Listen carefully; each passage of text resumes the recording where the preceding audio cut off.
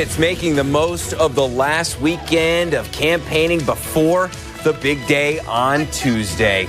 Good evening, everybody. Hope you enjoyed the game. Thank you for joining us.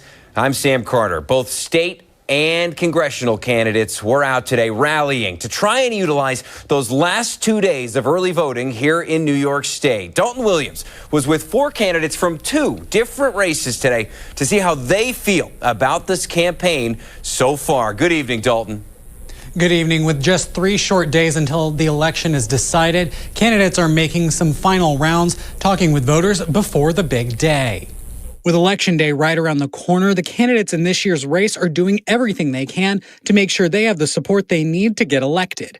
Candidates like Jim VanBrederode holding rallies to remind voters where they stand on some of the bigger issues brought up along the campaign trail. We need to make some immediate changes to all the criminal justice reforms, from raise the age, the bail reform, discovery, and bring some common sense back to those.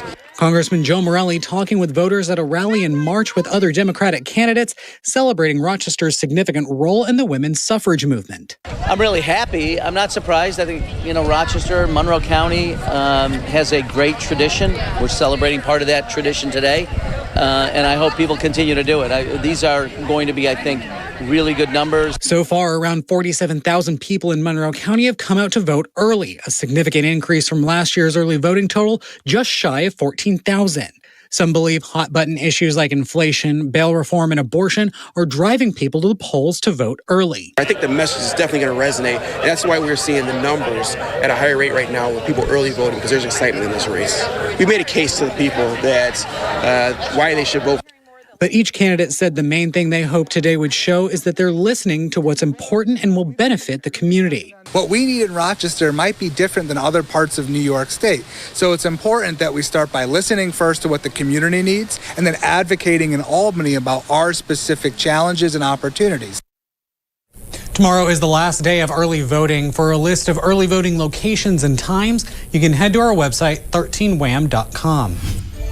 And now to the final sprint before Election Day. The race for governor is extremely tight, even closer than the one 4 years ago. Kathy Hochul and Lee Zeldin on the campaign trail today. The same story nationwide as we also approach a pivotal midterm battle for control of Congress. We start with the governor's race. Dalton Williams with the latest on the fight to the finish. Good evening, Dalton. Good evening. The race has become one of the tightest gubernatorial races in recent history. And today, both the candidates are doing what they can to get elected. Both Hochul and Zeldin making their final rounds across the state, doing what they can to get the votes they need to take office. Governor Kathy Hochul speaking to voters at a Brooklyn church. Are you with me? March the polls on Tuesday.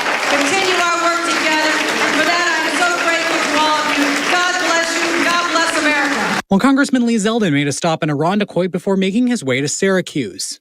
When we hit 9 p.m. on Tuesday, there will be no regret. We won't be dwelling that we should have tried just a little bit harder. During the last gubernatorial election between former Governor Andrew Cuomo and Marcus Molinaro, Cuomo won by nearly 23%. Now, according to a 538 poll, Governor Hochul is up by 7 points. That margin has significantly narrowed since July. And today, both candidates trying to close that gap by discussing public issues brought up along the campaign trail, with one of the biggest being public safety. We've got to build policy. We've gotten 8,000 guns off the streets. You know why? Because I'm working with Mayor Adams. I'm working with other people. I'm giving money to law enforcement. We have cameras in our subways. We're helping people who are severely mentally ill find another place to be and not be on the subways, creating fear. This is about making sure that we don't have district attorneys who by policy are just letting violent criminals run free. It's making sure that we are unapologetically backing our selfless, dedicated men and women in law enforcement, rolling back pro-criminal laws like cashless bail. And we just got an update on early voting in Monroe County. More than 52,000 people already casting their ballots. The polls reopened Tuesday, and we'll have a list of locations on 13wham.com.